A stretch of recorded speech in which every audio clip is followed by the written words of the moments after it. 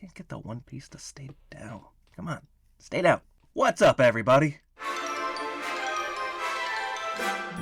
Good morning, ladies and gentlemen, or good afternoon, good evening, or good night, depending on what time you are watching this. I hope you don't mind my dog's gonna hang out with me today. Hi, Harvey. He has no idea what's going on. So today, I'm gonna be talking about this new movie that came out yesterday that I went and saw called Miller's Girl, which stars Jenna Ortega and Martin Freeman. So this movie popped up on my radar earlier this month. I'm always looking to see, what new movies are coming out. With it being January, there's not a ton of great new selections right now. I could go see some of the Oscar movies, which I'll probably start doing soon. But as far as like actual new releases, it's pretty bare right now. But this movie popped up. It was playing in one theater. I had to drive half an hour just to go see it. So this movie is definitely driven by its two leads. Now, Jenna Ortega, just to kind of talk about her a little bit. Well, the first thing I really remember her from is the Babysitter sequel, Killer Queen, and then she popped up in Scream 5. And the movie that really kind of put her on my radar was X. And I know she's really well known for the Wednesday show, which I don't really care to watch. But since then, I realized she's become a big star who's got a lot of stuff in the works. And Martin Freeman, I've been a big fan of for a while, going back to Love Actually, to his more modern stuff, like meeting in the MCU. And this is what this movie is driven by. It's two leads, and their chemistry, their dynamics, their occasional lack of sticking with the Tennessee accent. Jenna Ortega, though, she had some practice with that Southern accent when she was an X. I know that.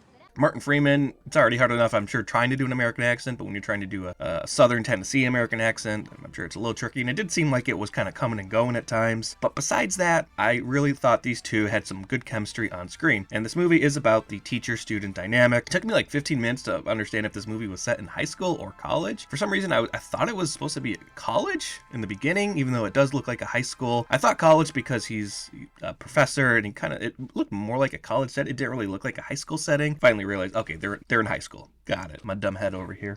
Coffee time.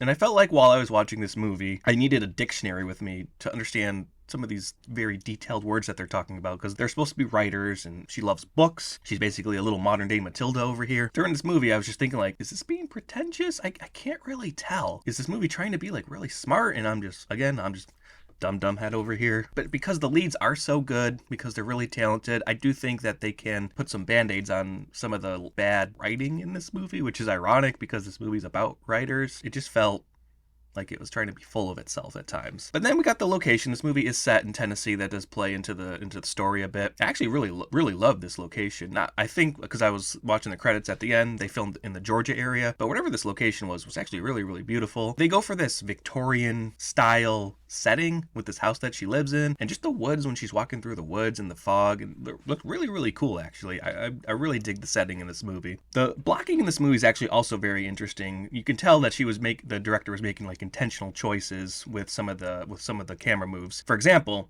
the main character, Martin Freeman, the teacher, Mr. Miller, he has this dynamic with his wife. There's clearly at this part of their marriage where things aren't really going well. They're always seen at like opposite sides of a table. The first time we kind of see them together, she's sitting at a far end of a table and he's on the other side. Or they go out to dinner in one scene with his coworker, then and John and his coworker are sitting on the same side and she's on the opposite side. And then there's a scene later on where they get into this fight, and we see the camera outside the window, and it's going past the window, and it kind of stops on this little divide, and he's on the one side and she's on the other. So I remember thinking, like, you were paying attention in film school. You know what they were saying. And then probably the biggest example of this, there's the main climax between Mr. Miller and Jenna Ortega's character, Cairo. His office is basically this like theater, so he's got like his little stage, and that's where his desk is, and then all the students are kind of where like the audience would be. So he's always kind of higher up than them, which is also interesting because it's like the idea that like, oh well, he's had all this experience, he wrote a book, so he's above them. And then there's a scene where Jenna Ortega's walking up, and Mr. Miller,